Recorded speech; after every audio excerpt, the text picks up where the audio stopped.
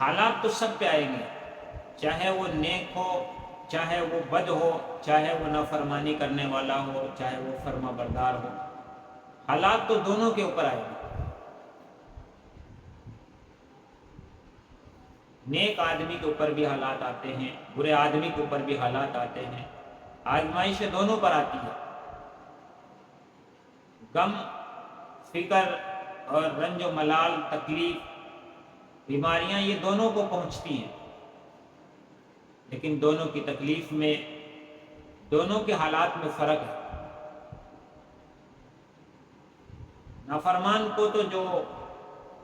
حالات آ رہے ہیں وہ بطور سزا کے ہیں، اور جو نیک وکار لوگ ہیں، اچھے لوگ ہیں، فرما بردار لوگ ہیں، اللہ والے ہیں، ان کے اوپر جو حالات آتے ہیں وہ ترقی درجات کے لیے آتے ہیں، وہ بطور آزمائش کے آتے ہیں۔ کیسے پتہ چلے گا کہ یہ بطور، یہ حالات جو آئے ہیں، یہ پریشانیاں جو آئی ہیں، یہ جو مصیبت آئی ہے، تو یہ بطور آزمائش کے ہے یا بطور عذاب کے ہے، بطور سزا کے ہے؟ کیسے پتہ چلے گا؟ تو علماء اکرام فرماتے ہیں کہ اگر کسی بندے کے اوپر حالات آئے، کوئی پریشانی آئے، کوئی مصیبت آئے،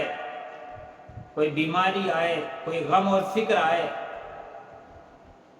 اگر اس کی توجہ اللہ کی طرف بڑھ جاتی ہے، رجوع اللہ بڑھ جاتا ہے، تو یہ بطور ترقی کے ہے، بطور آزمائش کے ہے، بطور ترقی درجات کے لیے ہے۔ اور اگر حالات کے باوجود، تکلیف کے باوجود، رنج و ملال کے باوجود توجہ اللہ میں کمی آتی ہے، بندے کا دھیان اللہ کی طرف سے ہٹ جاتا ہے، اور وہ ان حالات کو ظاہری اسباب کے ذریعے سے سدھارنے کی کوشش کرتا ہے، بجائے اللہ کی طرف رجوع کرنے کے، بجائے اللہ سے معافی مانگنے کے، بجائے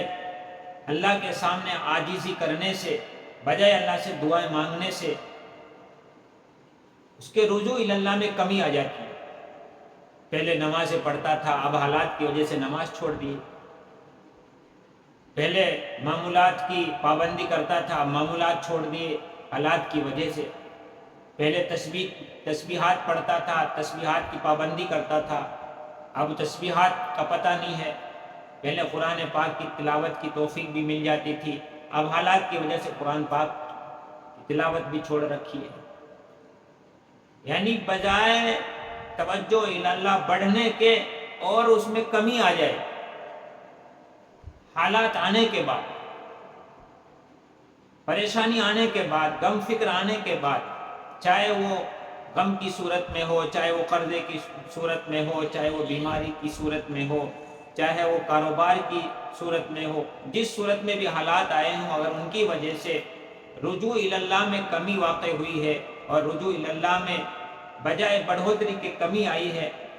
تو فرمایا کہ یہ حالات جو آئے ہیں یہ بطور سزا کے ہیں،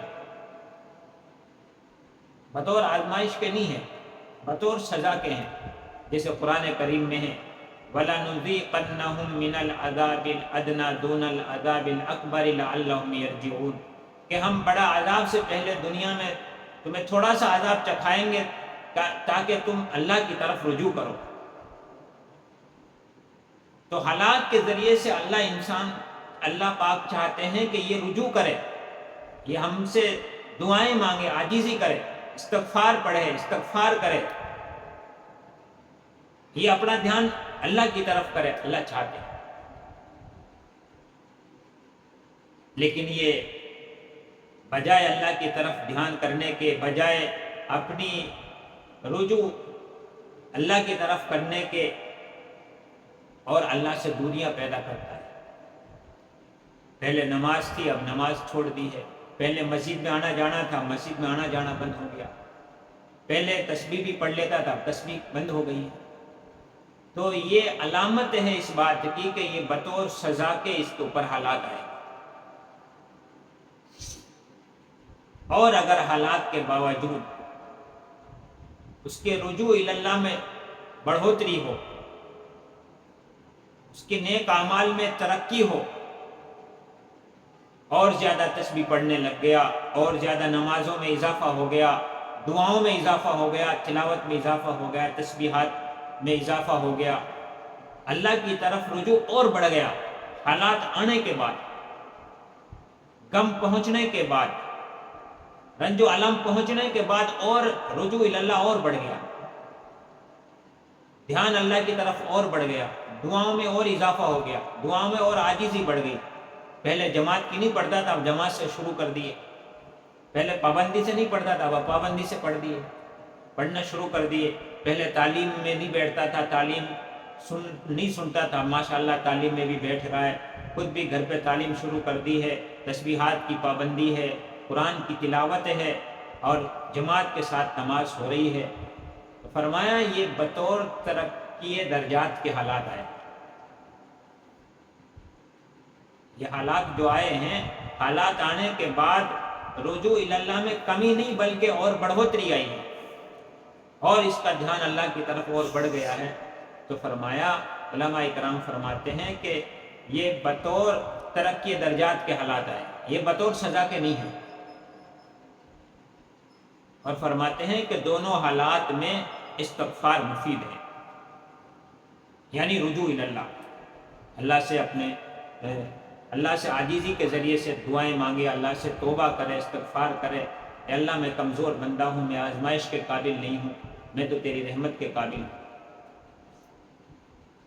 کوئی بندہ دنیا میں آپ کو ایسا نہیں ملے گا جو حالات سے دوچار ہے،